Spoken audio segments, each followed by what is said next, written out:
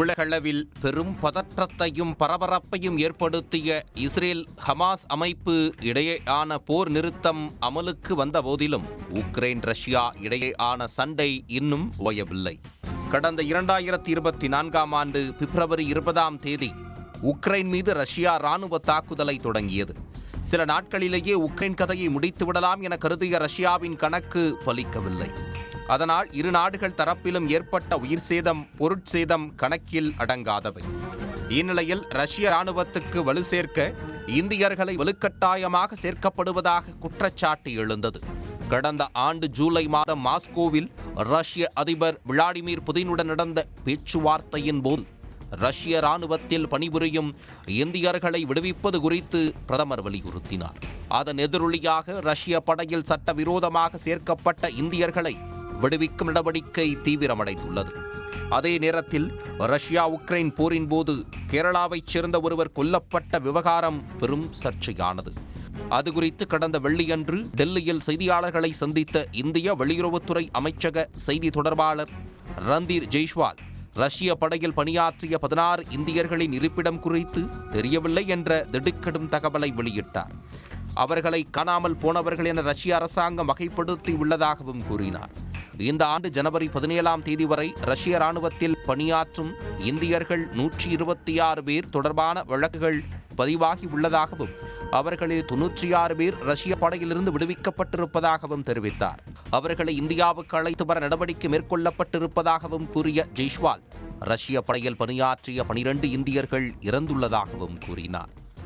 In constant touch with Russian authorities for early release and repatriation of Indian nationals who are serving in the Russian army.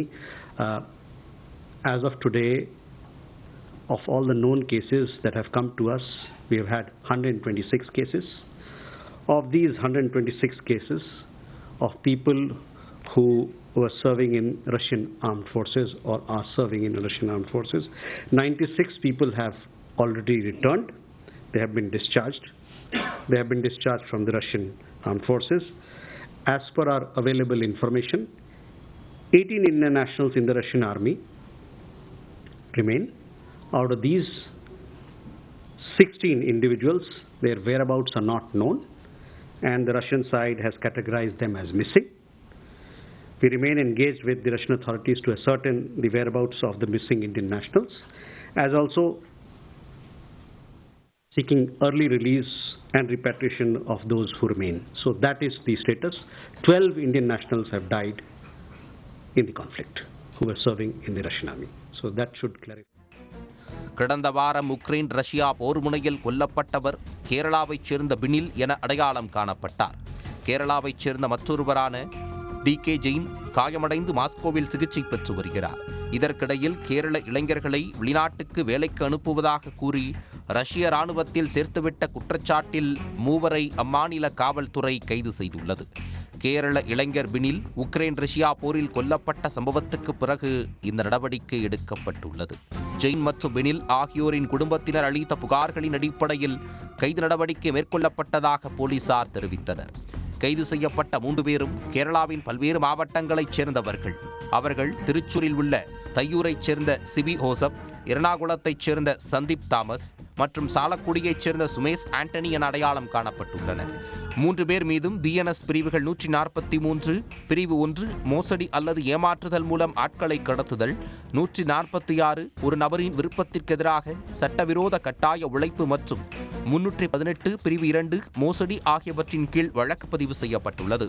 கைது செய்யப்பட்ட 3வரும் பாதிக்கப்பட்டவர்கள் ஒருவரான ஜெயின் TKயிடமிருந்து வேலை வாங்கி தருவதாக கூறி லட்சக்கணக்கான ரூபாயை பறித்துள்ளனர். முதல் குற்றவாளியான சிபி போலந்தில் வேலை வாங்கி தருவதாக கூறி ஜெயினிடமிருந்து 1.40 லட்சம் ரூபாயை வாங்கியுள்ளார். பின்னர் சிபி ஜெயினிடம் தனது போலந்து விசா ரத்து செய்யப்பட்டதாக கூறினார்.